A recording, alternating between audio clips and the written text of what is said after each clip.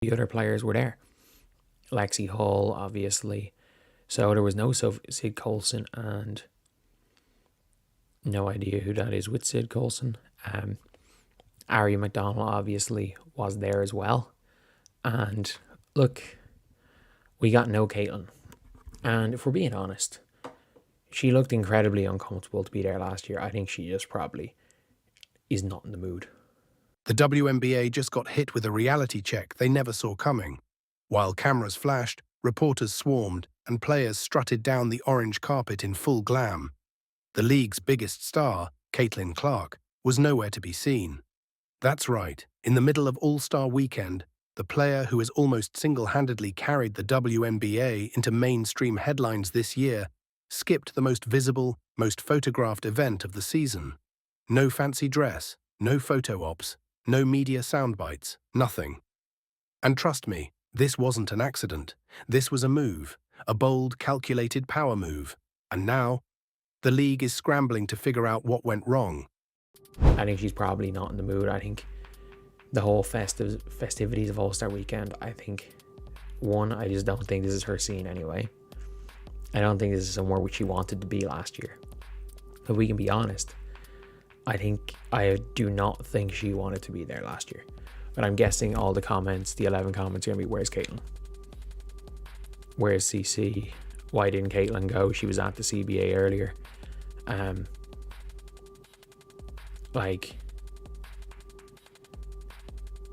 would assume it's just been a lot on her plate. I don't think the CBA negotiations went well. I just think all around it might have just been too much, and she's like, you know what, I'm not going. I'm missing All-Star Weekend. I'm missing a 3-point contest. I backed out of the NBA 3-point contest. Let's talk about what actually happened. The 2025 WNBA All-Star Weekend kicked off with its signature event.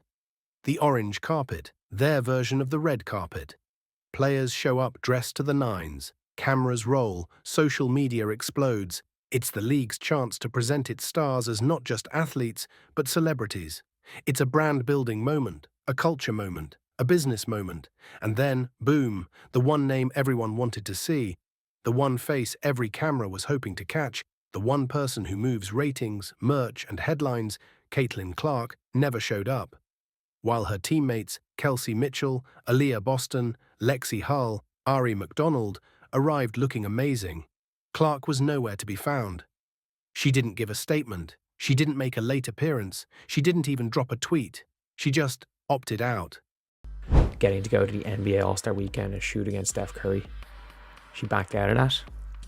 So, I assume she's going to do that next year.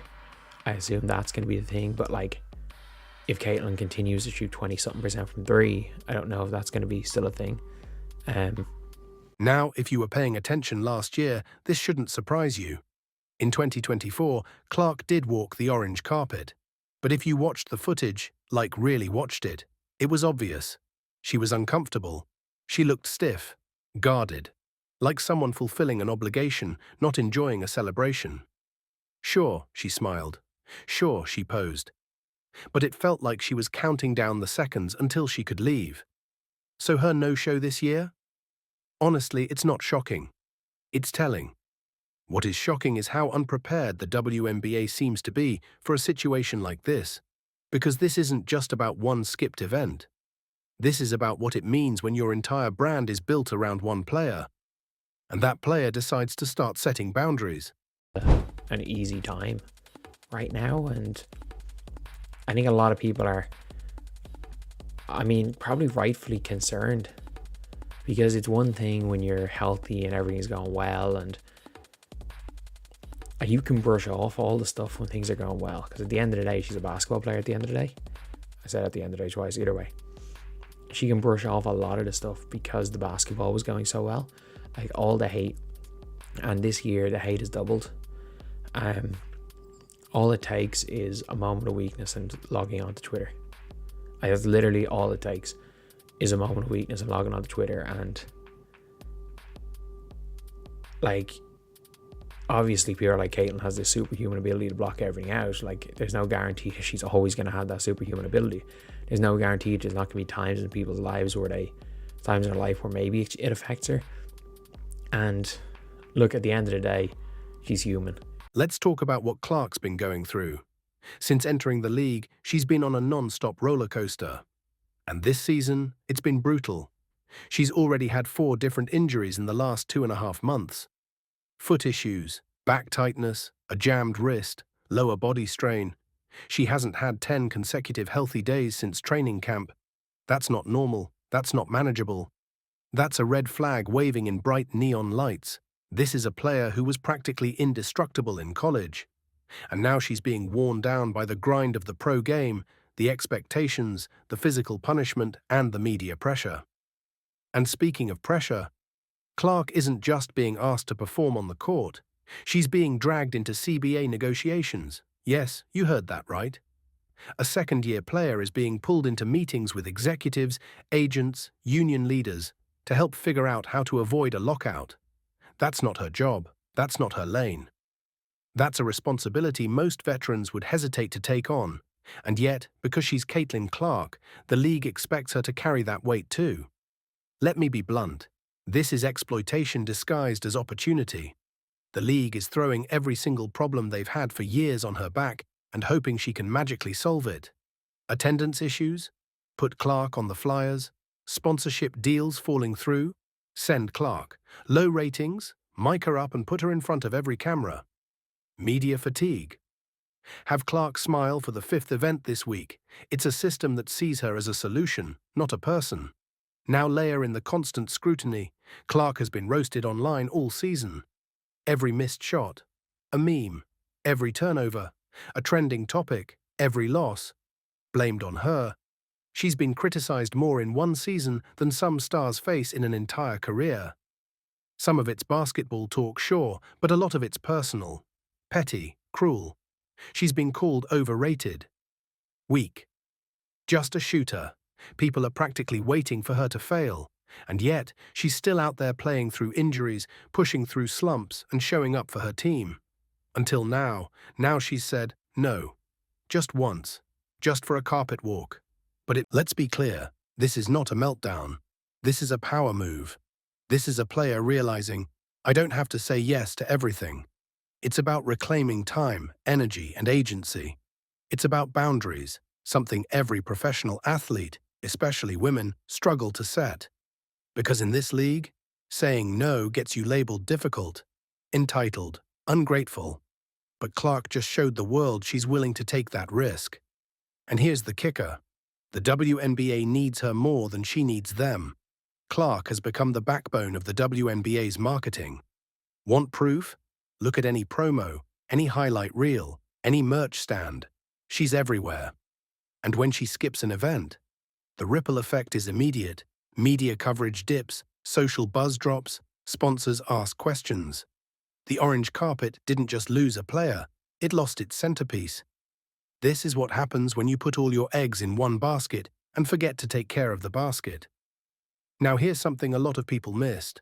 Earlier this year, Clark declined an invitation to participate in the NBA three-point contest. Yes, the one with Steph Curry, because she wanted her first one to happen in Indiana. That's legacy thinking. That's not arrogance. That's vision. She wants her moments to mean something, not just be thrown into any spotlight for exposure's sake. So of course she skipped the orange carpet. If she passed on the chance to shoot alongside Curry on national television, she's not going to force herself into a photo shoot she doesn't care about. That's clarity. That's control. This is a turning point. It forces the WNBA to take a hard look at how it treats its stars, especially its biggest star. Because this isn't sustainable. You can't demand this level of performance, public exposure, emotional resilience, and labor negotiation from one person. Not when they're injured, not when they're mentally exhausted, not when they've already given more than most. And Clark's teammates, they get it. They held down the orange carpet just fine. They looked amazing. They smiled. They handled interviews. But they know the truth. With Clark, the spotlight is bigger. Without her, the absence is loud. This is about more than one skipped event. It's about how professional sports leagues treat transformational athletes. Clark isn't just good, she's historic. She's changed the trajectory of women's basketball in under 2 years. And with that kind of impact comes power, and she's just starting to use it. Her move, quiet as it was, sent shockwaves. She drew a line. She showed she has limits. She's not just going to nod her way through every obligation. That's a shift the league can't ignore. So what now? Does the WNBA adjust its expectations? Do they protect Clark's time, health, and peace? Do they collaborate with her instead of exhausting her, or do they double down and risk alienating the very person keeping their spotlight alive? Because here's the hard truth. Clark is watching. Other players are watching, and fans, they're watching too. This is about trust, about respect, about balance. If the league fails to learn from this moment, it won't just be a one-time snub. It'll be the beginning of a deeper divide, one that could impact the entire future of the WNBA. Caitlin Clark's orange carpet boycott isn't petty. It isn't dramatic. It's necessary. It's a reminder that even stars, even icons, are still people. People with limits, injuries, emotions, and the right to say no. The league got comfortable assuming Clark would show up for everything, smile through everything, carry everything. Well, not anymore. She just flipped the script. And now, the ball's in the WNBA's court. What do you think? Was Clark right to sit this one out? Should the league change how it handles its stars? Drop your thoughts in the comments, smash that like button if you respect players standing up for themselves, and make sure you subscribe, because this story is far from over. And let's not forget the symbolism of this moment. The orange carpet was supposed to be a celebration, a polished, camera-ready display of everything the league wants to project. Glamour, unity, momentum. But Clark's absence turned that carefully curated image on its head. It reminded everyone that behind every sparkling dress and posed photo, there are real players carrying real weight, physically, emotionally, and professionally. And when that weight becomes too heavy, even the brightest stars have the right to say, "Not today." This situation is also sparking a bigger conversation about athlete empowerment in women's sports. For decades, WNBA players have fought just to be seen. And now, with Clark's rise, that spotlight is finally shining. But it can't come at the expense of well-being. We're entering a new era where athletes are no longer afraid to set boundaries, speak up, and take control of their careers on their terms. Clark's quiet protest might be the catalyst for a broader shift, not just in how the WNBA handles its stars, but how all sports organizations start valuing the person over the persona. If the WNBA is smart, they'll look back at this orange carpet moment not as a PR crisis, but as a turning point. They've got an opportunity to redefine their relationship with players, to build a healthier, more sustainable culture that values rest, respect, and honest communication. Because if they don't, if they keep squeezing every ounce of marketability out of their stars without giving anything back, they'll risk losing the very athletes who are keeping the league alive. And Caitlin Clark just made it very clear. She's not afraid to walk away from anything that doesn't serve her. Caitlin Clark's decision also sends a message to every young athlete watching, especially girls who are dreaming of going pro. For years, aspiring players have been told to say yes to everything, to smile through the pain, to be grateful for every opportunity, no matter how draining it is. But Clark is showing a different path, that it's okay to advocate for yourself, that it's okay to say no, even when the whole world is expecting a yes, that taking care of your mind and body isn't selfish. It's essential for longevity, for greatness, for survival in a system that doesn't always protect you. It's also worth examining how team culture plays into this. The Indiana Fever players who did show up didn't seem upset about Clark's absence. In fact, they looked proud, confident, and supportive of one another. That speaks volumes. It suggests there's a level of understanding within the team that goes beyond media expectations. They know what Clark has been through. They know what she's carrying.